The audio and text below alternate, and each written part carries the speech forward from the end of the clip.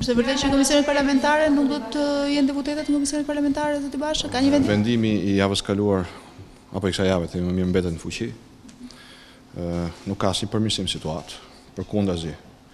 Është tashmë e njohur botërisht që ky recidivist në dhunimin verbal dhe jo vetëm të grave dhe ka bërë të njëjtën gjë, ishte ky akt që provokoi goditjen e tij me vezë, që fatkeqësisht nuk e zun në pjesën e zbuluar të kokës, sepse sipas vendimit të gjykatës kjo nuk përbën vepër penale. Uroj mos ketë guximin të provokojë përsëri grupin parlamentar në sallë. Grupi parlamentar ka marrë vendimin e tij, ndërkohë që sot depozitohet në byron parlamentare kërkesa për përjashtimin e deputetit Gojfulliqur Edi Rama nga seanca për 10 ditë.